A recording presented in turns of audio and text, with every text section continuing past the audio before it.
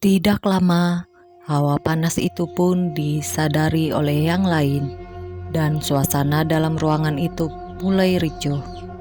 Gurunya coba menenangkan semua muridnya dan berniat memeriksa keluar ruangan. Semua yang ada dalam kelas itu pun hampir bergegas menyusul gurunya keluar, termasuk Rianti yang mulai panik mengikuti teman-temannya yang lain. Tiba-tiba suara gemuruh terdengar dari langit-langit, dan semua yang ada dalam ruangan berlari berdesakan satu sama lain, namun terlambat. Dari bagian atas ruangan mulai terlihat ada api yang menyala. Rianti yang sesekali melihat ke atas di sela kepanikannya, melihat langit-langit ruangan itu hampir berubah warna menghitam. Beberapa anak perempuan berteriak saat akhirnya beberapa bagian langit-langit berjatuhan. Rianti menyaksikan beberapa temannya yang terkena jatuhan penutup langit-langit. Kepanikan telah membuat pintu keluar sulit dilewati karena semua anak saling berdesakan. Namun Rianti terjebak di tengah ruangan. Tanpa semua menyadari, hanya beberapa anak yang berhasil selamat keluar dari ruangan itu.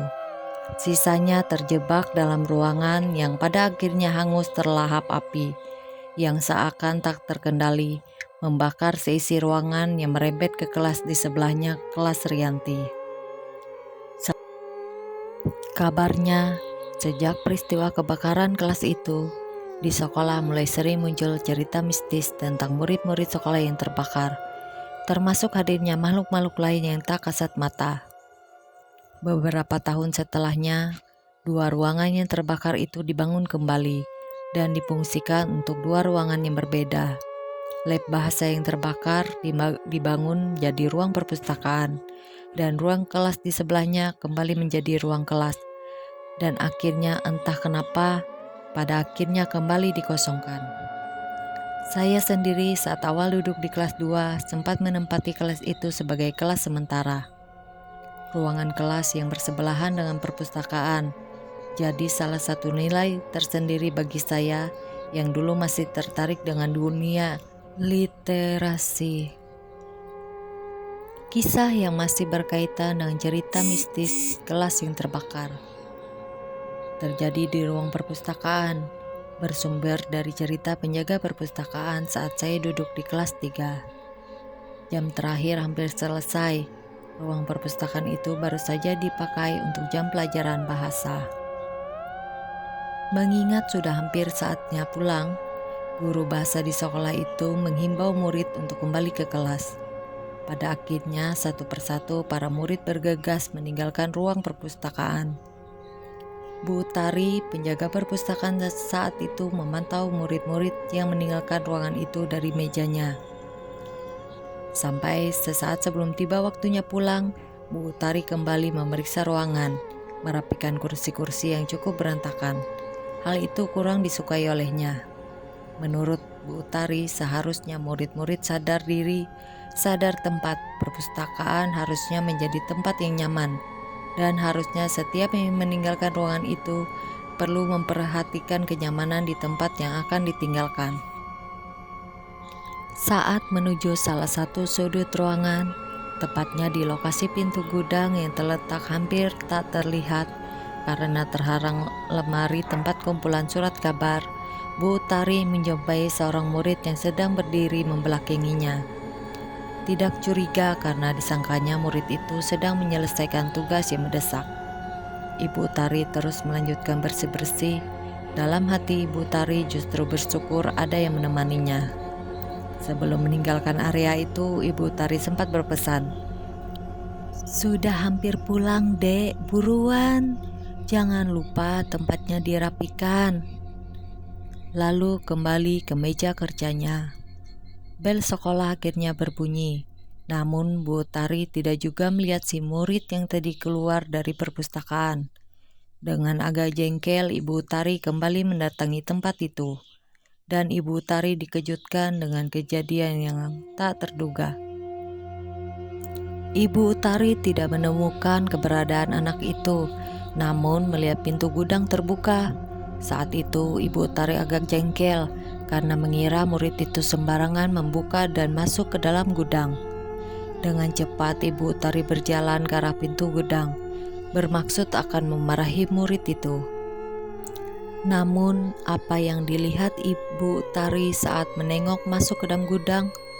Ibu Utari melihat anak perempuan berada di sudut paling dalam gudang, dan saat Ibu Utari hampir mengeluarkan perkataannya, anak itu menoleh sambil menyeringai, menampakkan wajah dan senyumannya yang pucat, dengan luka yang menyayat lebar di bagian pipinya.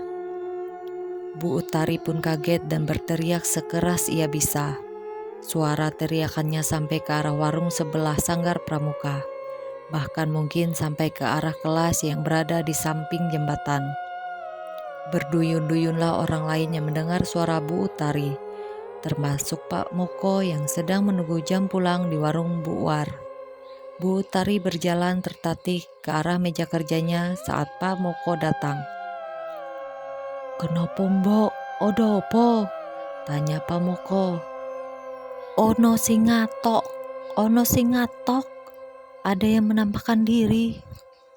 Bu Utari masih memejamkan matanya, berusaha melupakan kejadian yang baru saja menimpanya, dan tentu ingin menghilangkan bayangan raut wajah yang baru saja dilihatnya. Setelah agak tenang, Bu Utari langsung diajak meninggalkan tempat itu dan menceritakan kejadian itu pada beberapa orang yang menanyakan. Sejak saat itu, Bu Utari dan penjaga perpustakaan yang lain tidak lagi menutup perpustakaan di akhir jam sekolah, dan beliau tidak bersedia menutup perpustakaan sendirian. Seingat saya, kejadian ini terjadi saat saya duduk di kelas 2. Keesokan harinya, berita kejadian itu langsung jadi pembicaraan warga sekolah. Saya sendiri awalnya mendengar kabar saat di kantin, saat ibu kantin sempat menanyakan apakah saya sudah mendengar kabar tentang Bu Utari. Tapi untuk detail ceritanya baru saat kelas 3 saya mendengarkan detailnya dari Bu Utari. Terakhir saya berada di sekolah itu tahun 2012. Saat itu saya tidak lagi mengikuti perkembangan cerita di sekolah itu. Kabarnya bagian belakang sekolah sekarang sudah berubah menjadi lapangan. Artinya bangunan bekas kelas yang terbakar, ruang perpustakaan, lab kimia dan fisika, semua sudah tidak ada di belakang. Dan satu pertanyaan saya, kemana perginya sosok Rianti? Akhir kata, sebelum tweet ini saya tutup, saya ingin memberikan sebuah kesimpulan. Kisah-kisah misteri yang terjadi di sekolah itu, khususnya di bagian belakang sekolah, bisa jadi berkaitan dengan kejadian kelas yang terbakar dulu. Tapi setiap cerita pasti selalu punya makna yang tersirat, yang perlu dijadikan introspeksi dan pelajaran. Selesai. Terima kasih, saya pamit. Wassalamualaikum warahmatullahi wabarakatuh.